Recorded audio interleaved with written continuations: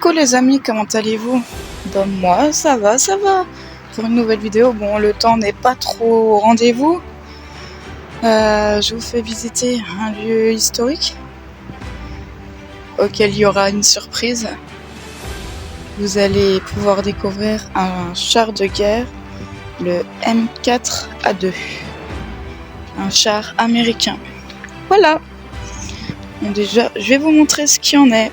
Je vous laisse avec ces images. À tout de suite. Alors, on va voir là déjà.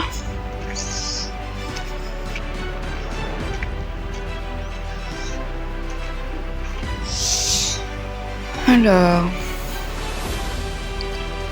sur cette terre lorraine, les 12 et 13 septembre 1944, la division Leclerc, fidèle au serment de Koufra, écrasa dans une grande bataille de chars la 112e Panzer Brigade de l'armée allemande. En souvenir du général Leclerc, maréchal de France, et de ses soldats tombent glorieusement pour la libération de la patrie.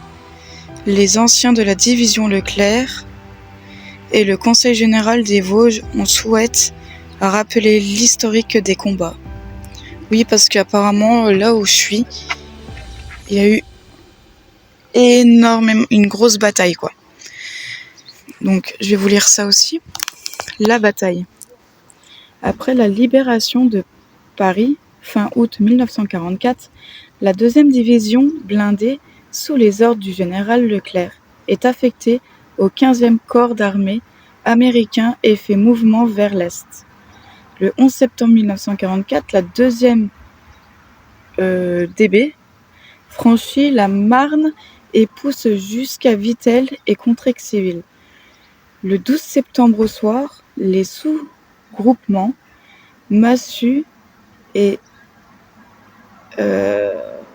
Majonais, éléments de tête du groupement tactique de l'Anglade, se heurtent brutalement dans la région de Dompierre aux éléments lourds de la 112e Panzer Brigade, qui compte 45 chars Panther.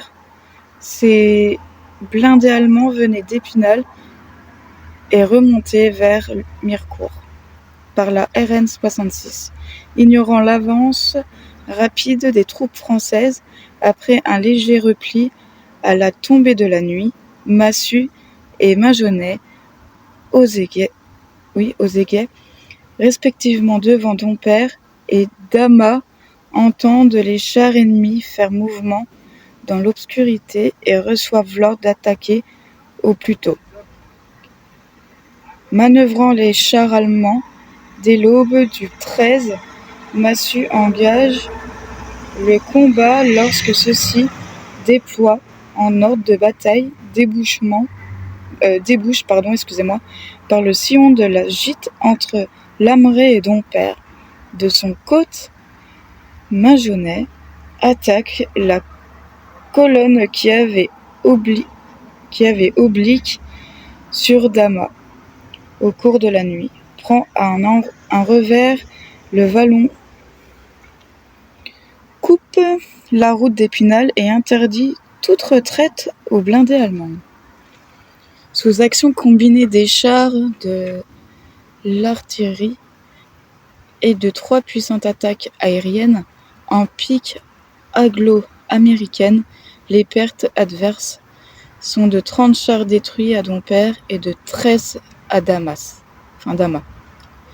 Les combats à peine calmes à Dompierre et Damas se rallument vers 16h le même jour. En effet, 45 chars Mark 4, éléments légers de la 112e Panzer Brigade, appelée de Darnay, de toute urgence, attaquent le flanc droit du dispositif français de l'Airain à Ville-sur-Yon et débouchent à revers sur le PC de Langlade. La situation est alors critique. Quelques chars Sherman, épaulés par l'artillerie et les destroyers de Magenais, Rameut en hâte de Damas contient cette contre-attaque. Une dernière intervention des Thunderbolt 45, dirigés comme les précédents par le colonel américain Tower, détache au PC Massue, permet la destruction de 16 Mark IV et dégage le PC de Langlade après de très durs combats. Les débris de la 112e Panzer Brigade sont alors obligés de rompre le contact pour éviter l'anéantissement. Entre Damas, Dompierre et Ville-sur-Yonne, la 112e Panzer Brigade avait perdu 59 chars sur 90. Le reste de cette unité se repliera en désordre sur Épinal. Le 15 septembre, ébaucha une contre-attaque sur Lunéville.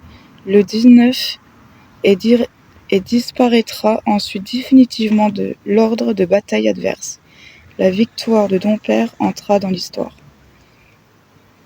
Voilà. Je vous ai lu ça. Donc je vais vous montrer où on va aller.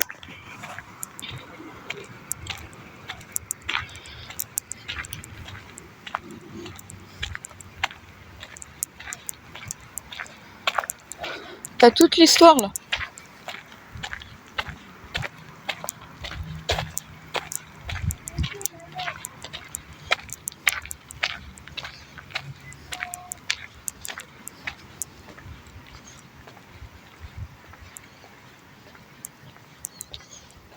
Souvenir.